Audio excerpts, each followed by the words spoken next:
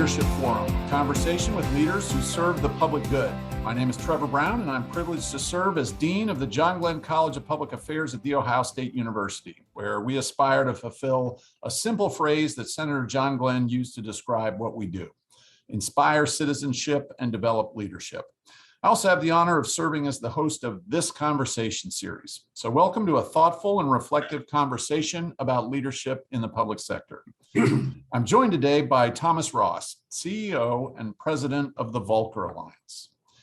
Tom is a serial public leader. He's risen to leadership roles time and time again across a variety of sectors. After launching his career as an attorney and then serving as chief of staff for a member of the U.S. House of Representatives, for the next 2 decades, he served as a judge in the North Carolina Superior Court, eventually taking on the role of director of the North Carolina Administrative Office of the Courts.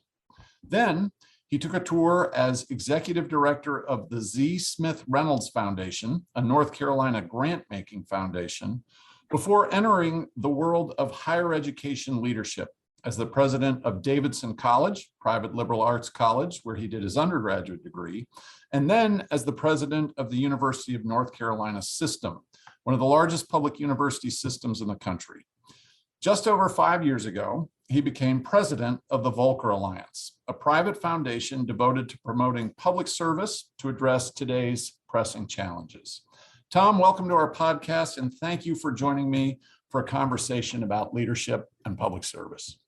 Thank you, Dean. I really appreciate the opportunity to be here and should just let your audience know how highly I regard you and the work you do at the Ohio State University at the Glenn School, and how fortunate we've been to work together. So thank you for having me. Well, it's a pleasure, and I'm looking forward to this conversation. And I know we'll eventually get to a sort of general set of lessons about leadership that I know you've crafted over the years. But I want to just dive in by starting about one of your most formative roles as judge and talking about decision making. How do judges make decisions, and what's the most difficult case/decision you've ever had to decide? Well, I think if judges do it the right way, they do it alone, first of all. That is, they're not supposed ethically to talk with anybody. So it is an immediate way. You're sort of thrown into the fire of decision making. If you've never had to make a decision before and you become a judge, boy, you're going to make them every day, hundreds of them. And as I say, you do it in isolation. But I think you do it based on the facts before you and based on the law. And you don't allow yourself to be influenced by public opinion or swayed by emotions or any of the things that might improperly affect the outcome of a particular decision in a case. So that's the ideal. I have lots of cases that I would classify as the most difficult, but I know there can only be one. But, I would pick a case partially because it was early in my career, but partially because of the sadness and the trauma of the whole event. So this is a case that happened in rural North Carolina where there was a guy who was very poor, and his job was driving a logging truck. He had a wife and 2 kids. And before this, or when this accident happened, there was no law in North Carolina requiring lights on the sides of trailers. And so he had gone to Virginia and filled his truck with logs and had brought them back to the sawmill in a county in North Carolina. And it was, dusk, late afternoon, and he was backing his trailer into the sawmill and on a 2-lane road. And of course, when he got it sort of jackknifed across the road, his headlights were still in the lane in which he'd been driving and were shining down the road. And coming the other direction were 4 young people, 16, 17, 18 years old, who had been to a church event. By this point it was about dark, and they did not see the trailer across the highway. And so they hit it full speed, and it severed the top of the car, killed all 4 of the kids. So very tragic circumstance. And the driver was charged with 4 counts of felony death by vehicle. And without getting into too much detail about the law, one tough decision in the case for me was whether or not to let the felony charges go to the jury. But I should, before I talk about the decision itself, I should set the stage a little bit, because on one side of the courtroom are the parents and family and friends and high school classmates of these 4 young people who were all outstanding young people in the community. And that side of the courtroom was full. On the other side of the courtroom was the wife and 2 young children of the truck driver and his employer, who was there not to support him, but to be sure that he didn't plead guilty, because in North Carolina, if you plead guilty, that can count as an admission against the owner of the truck for liability purposes. So he wanted to be sure he didn't plead guilty. So in any event, it was a very emotional courtroom. I eventually did not let the felony murder charges go to the jury, but did allow misdemeanor death by vehicle to go, which was punishable up to 2 years in prison for each offense. And he was found guilty. And so the difficulty I had, perhaps more than anything, was, do you send this person who, it was an accident in my view, the trailer, clearly it was negligent not to have lights on the trailer, but there was no law requiring it. And that was not really the driver's fault. It was the owner's fault. But at the same time, 4 young, bright lives were snuffed out by this. And so, the families and everybody wanted him to go to prison. It was a very difficult decision to face. I think for me as a young judge, I didn't, I had to do a little thinking and praying about how to handle it, and I finally came to the conclusion, and I think this is a really important lesson I learned, was not only to make a decision, but to be transparent in explaining why I made that decision, which was really difficult in this circumstance, but very important.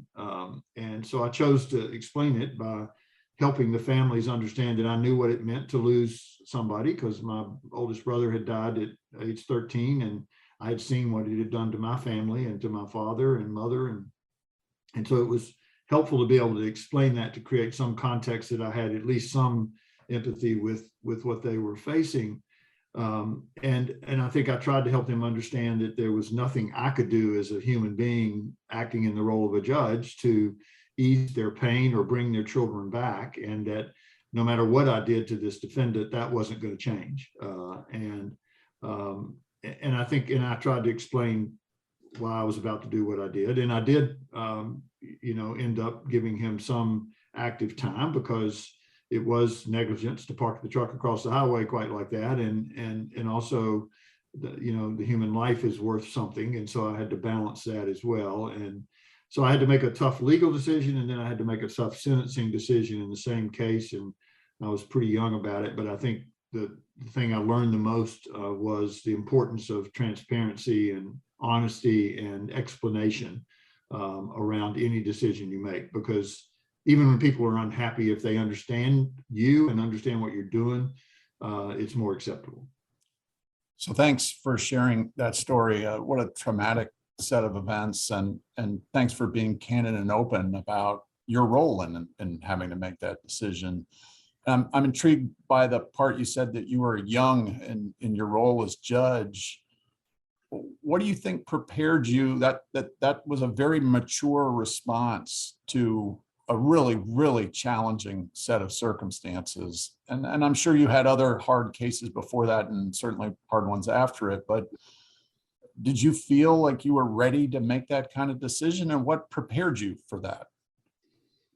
Yeah, I don't know if I have a good answer for that. I was young. I started on the bench at 33. I was the youngest judge in the state at the time, and actually youngest ever at that point. And so I was a young for the role, for sure. I think, I have a close friend who I've relied on for advice over the years, and he actually worked at the School of Government with me and was responsible for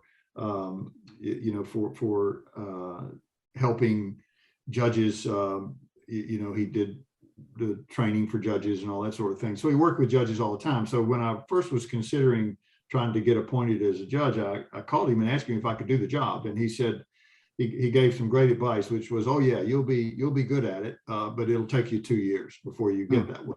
Yeah. Know?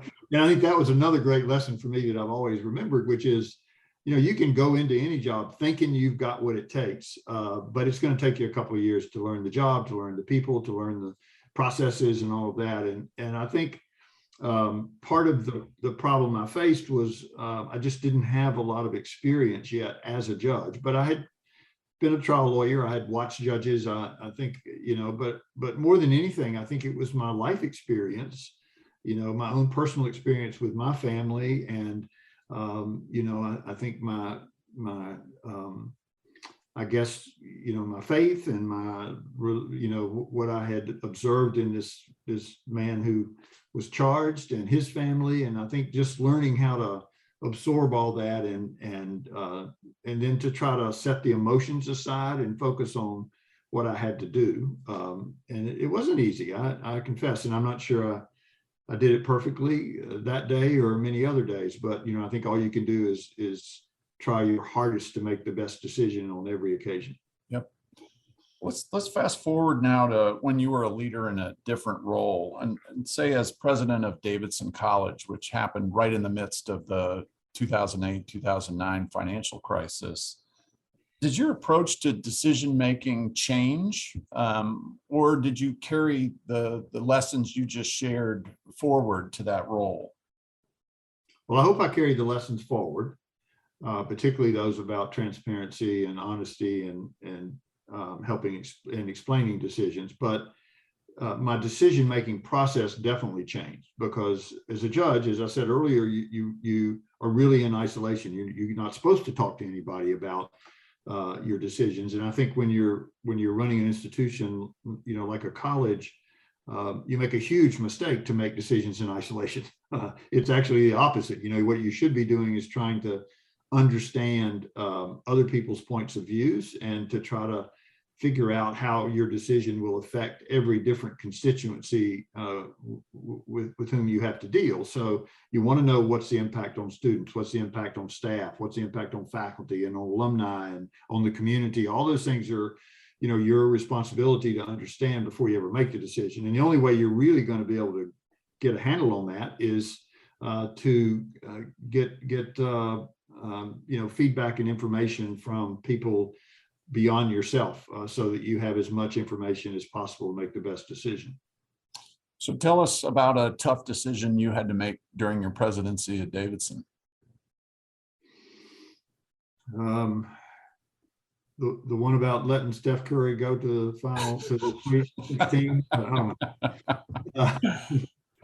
I think the difficulty, the hardest decision I think I had to face, obviously, was caused by the recession, which was how do we proceed to balance the budget? How do we keep the college financially sound and at the same time live up to what had always been our our culture and sort of our mantra, which is we're a family. And how are you a family if you're throwing people out in order to save money? And so I think the toughest decision I faced was trying to figure out how could we save enough money to withstand the recession, but not have to lay off any of our staff. And then I think the other piece of that was, a college experience only happens once in somebody's life, right? I mean, you hope, and you want it to be the best possible it can be. And students, it's not their fault that they go to college during, a recession or a pandemic or something. It's just their time. And when you're trying to run an institution like that, you want to make the experience that your students have as close to perfect as you can, no matter what the timing is. And so in a recession, you don't want them to have to suffer with fewer classes or with fewer amenities or anything else. You want them to have the same experience they would have had in a booming economic time. That's been harder with the pandemic, and that's been a real challenge, I know, for college administrators, is to try to figure out how do you make that experience as meaningful as it would be if it were on campus. But So I wanted to try to balance those factors of being sure my students didn't lose anything and that they had a great experience at Davidson despite the recession, and that my faculty and staff kept their jobs. And that was a real challenge to balance and hard to do. But again, I think being transparent and honest with everybody about it and telling them up front, these are our goals, these are our 2 goals, and we're going to meet them. You got to help me figure out how. And, together we were able to figure it out, and we made it through. So you there have just shared some general leadership lessons about decision making. There are lots of other functions of leadership. Share for us some other general lessons that you've acquired over the years. What's the Tom Ross leadership framework? Yeah, I think these aren't going to be the normal ones you hear sometimes, and some of them are, but I think for me, what's been most important, and maybe what I learned that day when I had that case as a judge, was I need to know who I am. I need to know myself. So I need to understand my own strengths and weaknesses. And it's hard for us to do an honest evaluation of ourselves, but I think that's really important for people to do, is to really understand who they are. And I think that's a constant struggle too. I think it's something you should be doing all the time. And part of the way you do it is not only self-reflection, but you should be getting feedback from others. And I think the other thing to do is to sort of analyze your behavior and really understand how you perform and how you behave at certain times. I think it's important to understand what your passions are, what really drives you and makes you who you are and want to accomplish what you're trying to accomplish. And I just think all of those things are really important, because that's, number one, that's the way you improve and get better at your job. But I think you can't be comfortable in making decisions unless you really know who you are. So that's the first thing I would say. And I think also really important, I believe, in good leadership is good communications. Because again, I think you need to be able to communicate why you're doing what you're doing, and in a clear, concise, understandable way, and hopefully a way that it presents a balance and presents reality and the facts, and doesn't try to mislead anybody or take them down the wrong path. And so that requires, I think, both good oral communication skills, but also written communication skills. And I think as much as anything, before you can communicate well, you have to listen well. So you have to hear what people are thinking and where they are and get their advice before you can try to then explain why you're making a decision you're making in a way that they'll understand, because you have to kind of know your audience, and you can't really do that unless you've listened, I think, carefully and respectfully. I think that's another important piece of it. So finding that context within which you're communicating, but also, doing your communication when you're writing, do it, logically, forcefully, clearly, and the same when you're speaking.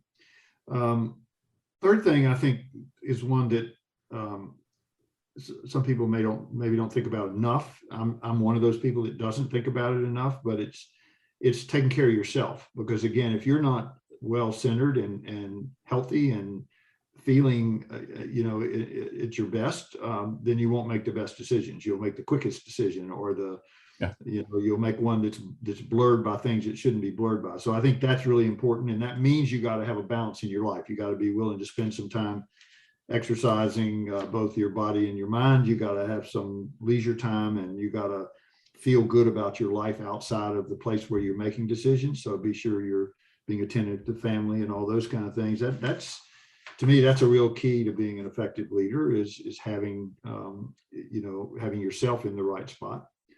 I think a fourth thing I've always tried to think about is being sure I'm clear about what my values are, because I think all decisions are based to a certain extent in values, and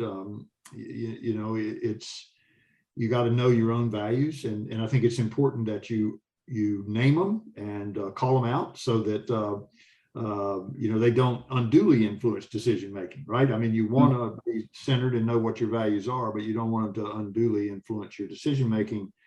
So it's best to know them and clarify them for yourself. And So for me, those values have to include integrity and ethics and honor, and however you want to phrase it. I mean, I think you have to be always not only doing the right thing, but you have to be doing the right thing for the institution you're leading, or for the person whose life you're affecting, or whatever whoever is feeling the outcome of this decision. You need to be sure they're at the center of what you're thinking, and that your values are reflected in that decision.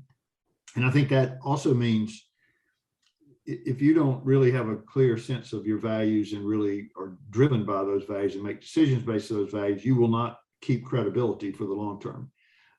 And part of what lets leaders be successful is credibility.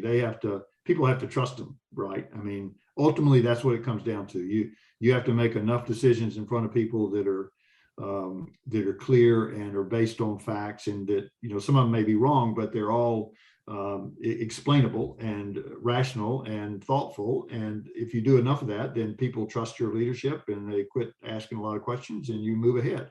But you have to earn that trust. It doesn't happen, and it can be lost faster than any other single thing if you don't live it every day. So, and then I think another piece that I would say is for me has always been really important is not just to appreciate and tolerate diversity, but to embrace it, because differences brought to the table from people with different backgrounds, whether it's ethnic or experiential or educational or the role they play or whatever, those different viewpoints brought to the table enlighten decision makers in really important ways and help them understand the context in which they're making a decision. So I think you have to respect people, and you have to cherish those differences and bring and support the bringing them out and bringing them up onto the table where they can be fully understood. And then that also helps you develop common goals and objectives when you can do that. And again, not easy to do, but I think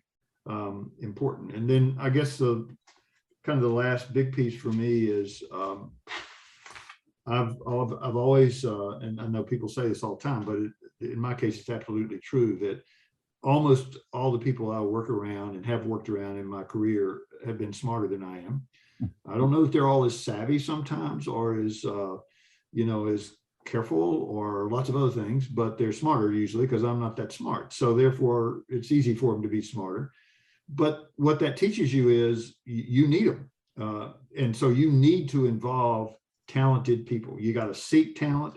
You got to be willing to bring talent into your decision-making process, even if they disagree with what you think is right, because oftentimes they'll change your mind. And, I think the best leaders are leaders that want to bring in this talent and let it flourish, even if it overwhelms them, even if it and it should, in many instances, they should be the ones getting the credit, because they're the ones that gave you the idea. So, but I think being surrounded by talent is really important, and that has to be intentional. You have to go find it and be sure it's around you. So I guess there's one other one that I'll just have to mention, and that is, you got to be willing to take risks, and you got to have courage enough to take a risk, because really in some ways every decision is a risk. It's a question of how big the risk is and how big the reward is.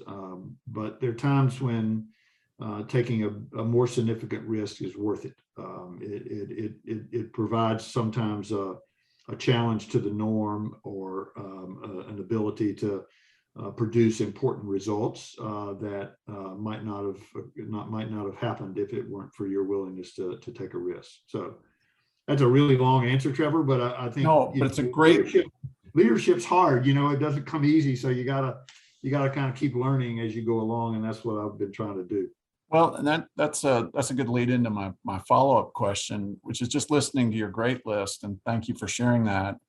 I'm struck by how many of them are sort of self-referential, and how you sort of start with the Platonic "know thyself" maxim. Start by knowing who you are, and then your values, and then I heard in there your deficits. Yep. And I'm wondering. I'm just thinking about I can imagine as a judge, there's a lot of thinking time. We have this notion of the judge in his or her chambers being cerebral and reflecting on things and weighing evidence. You have that alone time. But then as a leader in an organization where, as you were describing, like Davidson or others, you got all these people around you, and there's just especially in times of crisis, there's all these decisions that have to be made. How do you create that space to, you mentioned take care of yourself, leisure, but I'm interested in how do you create that space to be able to reflect on who you are and create that. Am I good at this? Who do I need around me at this moment? How do you create that little space to be able to do that? Well, I think experience helps you do it. I mean, because when I think the more experience you have, the calmer you are as in a crisis. I hope. I mean, if you're a good leader, you get calmer as time goes along, and you.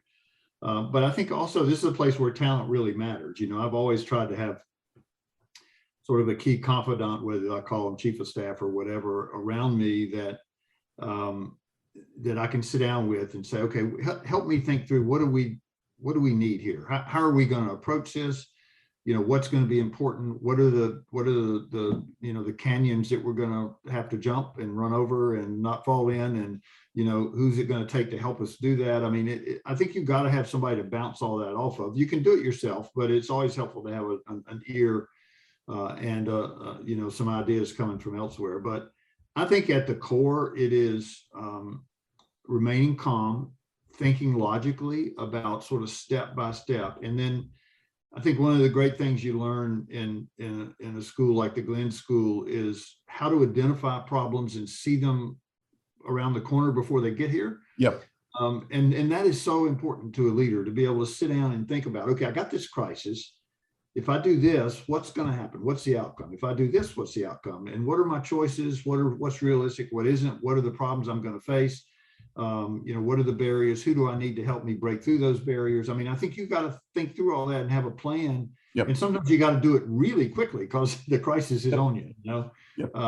So I think remaining calm and thinking logically about what you're facing is really the key. And I think the other thing is who's being affected. Yeah. Like I remember when I was leading the court system and Hurricane Floyd hit, and a lot of the state was flooded. I wasn't smart enough to know what to do, but I had a key staff person who said, you really should call all the courthouses and be sure everybody's okay. Pretty simple thing to think of. I should have thought of it. I didn't on my own right away. I might have at some point, but that was the first thought in their mind. Sort of, let's find out if everybody's okay and what the situation is before we try to act. And I think that's pretty good advice in every situation. Well, I'm glad you finished your good thoughts there with the confidant who had the power to be able to give you a piece of advice. I find myself often trying to do everything you're describing, see around the corner, prepare for the unknowns and create that space for calmness as you're describing. But I've also found the need to empower some people around me to be able to tell me, hey, now's the time to slow down, because sometimes as leaders, you have this sense of, well, I can go ask those people, but sometimes you need them to tell you before you ask, because you're just in the thick of the decision. And that's a great example of somebody who you clearly empowered to be able to say, hey, Tom, hit the pause button for a moment. We need to reflect here on who we serve. Yeah. And I think, if you've got the right team around you, one of the things you have to say to them is, and this is why getting talent around you is so important. You have to say to them up front, look, I'm not perfect. I'm going to make mistakes. And what would be great is if you keep me from making them. If you jump in there and tell me I'm about to make a mistake and convince me not to do it, I would appreciate that a whole lot more than I would if you're just being nice to me. I don't need you to be nice. I need you to be honest and to tell me straightforward. And I think if you empower people and help them understand that they're part of the decision making, the buck will stop on me for sure, and I'll be the one to pay the price probably in the press. But that's not the concern. The concern is we got to get the decision right so that there's nobody hurt and nobody affected adversely, and that's on you too. And I think if you help your team know that, they will step up. And if you have talented people, it'll save you many, many, many times. One quick example, I know we don't have a lot of time, but when I was first a judge, there's a rule against the bailiff, who is your security in the courtroom and who usually works with juries. There's a rule against them going into the jury room once deliberations start, because of the theory being they might try to influence the jury. And I was trying a jury case, and it had gone on for a couple of days, and we were getting ready. The jury was going out, and the bailiff went to the door. The jury went in, the door closed, and he opened it again because I think somebody had left something out, and he started to walk in, and the clerk said to me, "You can't let him walk in there." And either no one had ever told me that this was a rule, or I didn't really understand it, or whatever. She saved me, And so when I used to teach judges, I would always tell them, you better be nice to the clerks, because if you're not nice to them and you're about to make a mistake, they won't help you. But if you're nice to them and treat them with respect, they'll help you. And it's an important lesson. So yeah, it's a great lesson. So you've had a lot of different roles, and particularly in the last several decades, you've been in leadership roles repeatedly, but in different sectors. Talk a little bit about that journey and how you knew it was time to move from one role to another, and how you had the confidence to say, okay, I'm no longer a judge. I'm not going to do something totally different. Where'd that come from? Well, I think you have an assumption in the question, that assumes a fact, not an evidence, and that is that I was smart enough to really have that confidence, because I wasn't. I think at every one of the decisions, it was different. So moving to the court system from being a judge, was really at the request of a dear friend who, was North Carolina's first African-American Chief Justice, and had been a really good friend of mine back in the years I practiced law, probably 20 years before that. And when he became Chief Justice, he asked me to come run the court system. And, I was his friend, and I was loyal to him, and I wanted him to be successful. So I said, yes. I didn't know what I was getting into. And, I learned a lot, which was good. When I left there to go to the foundation, I had when I'd been practicing law, I'd done a lot of sentencing reform. And so I'd sought money from the foundation to start various alternatives to incarceration. And so I knew the foundation pretty well, and I knew what they did. And the person who had been in charge of it had worked in Congress for my childhood mentor. And so I always had great regard for him and thought, I want his job. So when the chance came, I jumped at it, without really knowing what I was doing. But I think I had a good sense on that occasion what the opportunity was. And it was a rich opportunity to help people in North Carolina. And then when I went to Davidson, to tell you the truth, I had no confidence, and I had no idea why I was doing it, except the board wanted me. And I had been on the board, but I had not been in higher education. I had no clue that I had what it would take to be a college president. And, but I took the leap. This is one of those times I just took the risk because it was my alma mater. And I thought, what greater honor could be paid. And I remembered some things that had been there when I was a student that I thought needed to be changed. And that may have driven a little bit of it, but, and I did have an awful lot to learn, but I think being open and honest and transparent with people and letting them know what I knew and what I didn't know. I remember my first commencement speech was entitled "The Value of Knowing What You Don't Know," because it's probably the most important thing you can know is what you don't know, right? So that was, but I think leaving there to go to UNC was the hardest thing I've ever done in my whole life. Because Davidson's a very special place. It was my alma mater.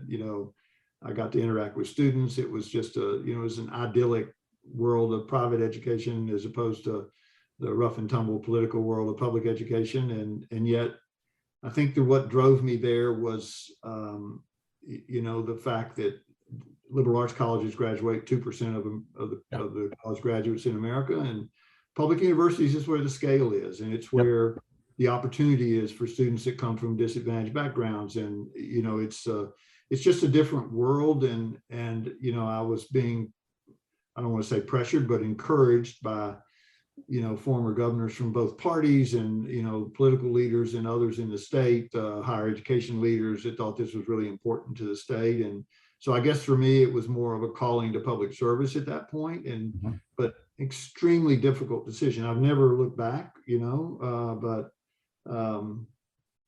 I still believe in my heart I did what I was supposed to do. Maybe not what I wanted to do, but what I was supposed to do. So tell us about your most recent role, and I'd be remiss if not to celebrate the namesake of the Volcker Alliance, former chairman. Well, Mr. Volcker, as you know, Mr. Volcker, Paul Volcker, was chairman of the Federal Reserve Bank under Jimmy Carter and Ronald Reagan. To me, one of the greatest public servants of all time, one of the most courageous public servants of all time. I'm sure people listening know that, because there's a lot of talk now about inflation. Well, we had double-digit inflation, back in the early 70s, and gas lines and all sorts of other issues. And when Mr. Volcker took over the Federal Reserve, he before he was hired, in his interview with President Carter, he told President Carter, if I come in, I'm going to raise interest rates really high, because that's the only way we're going to break the back of inflation. And he was really the founder of the use of monetary policy as a way to keep a handle on inflation. And until just recently, we really haven't had much inflation since then. He did raise interest rates up to as high as 22%. And he was vilified and hung in effigy and all sorts of things, but he was right.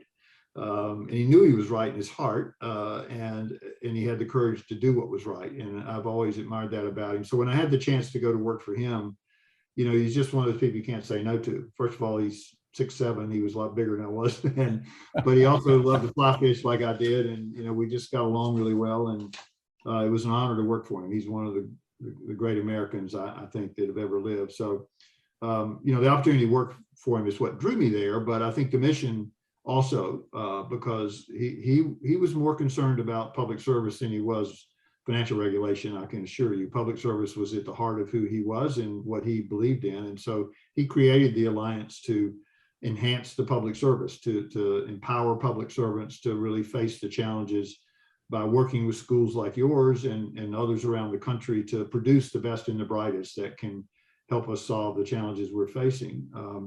But also to improve the talent pipeline, to be sure students understand the possibilities that exist in government to make a difference. And so that's what we're trying to do every day. And thankfully, we get to work with the Glenn College and others around the country that make our job a lot easier, but there's still a lot to be done. So as we pull this conversation to a close, let's finish on that theme. As you think about audience members that be listening who are young and thinking about embarking on a career in public service, and it's a challenging field. You've lived it, and I think there's the sense always that the time we're in now is the most challenging. COVID and racial justice concerns and integrity of democracy and all sorts of sort of factors in the environment. But as we just listened to you, there's been a lot of stuff over the course of the last decades.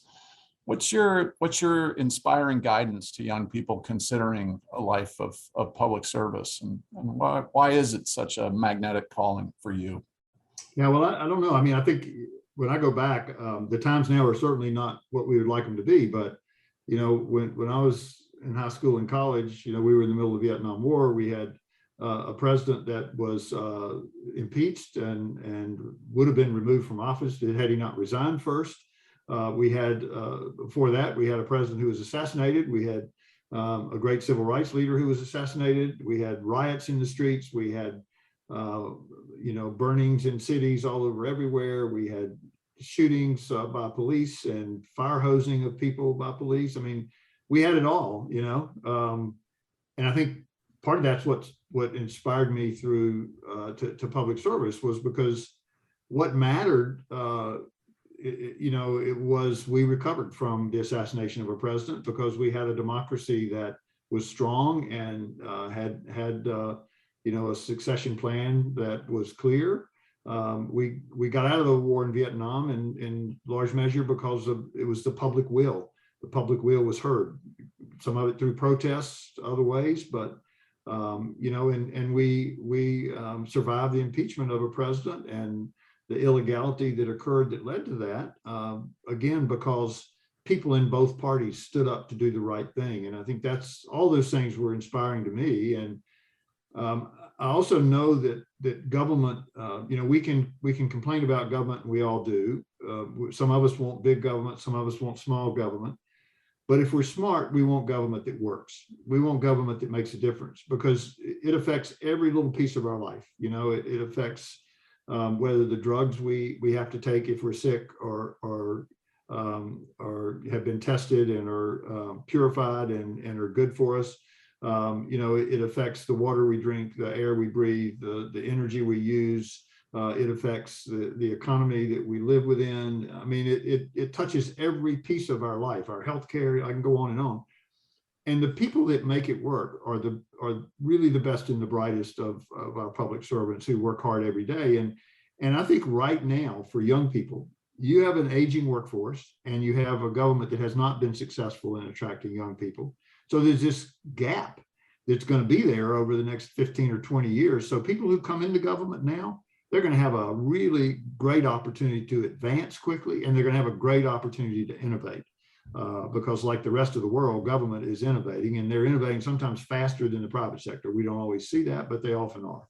So I don't think the time to be in government has been any better or any more important. I think our democracy is challenged in many ways, and the way it will survive again, just, you know, as it did when I was growing up and before that, is because people care enough to be involved in serving the public. Well, Tom, I want to thank you for joining me today for this conversation, but more importantly, I want to thank you for the many roles you played in serving the public. It is people like you that serve as the inspirations for that next generation that's going to come along and help move this country and this nation forward. Well, you're really kind to say that, and all I can say is I have had more honors of opportunity than I deserve, and I've loved every single one of them in different ways, and mainly because I always felt like that what I was doing, the mission that was involved, was an important mission that actually helped people and helped make my country better and my state better. So I've been very fortunate, and I hope other people have the same good fortune I've had.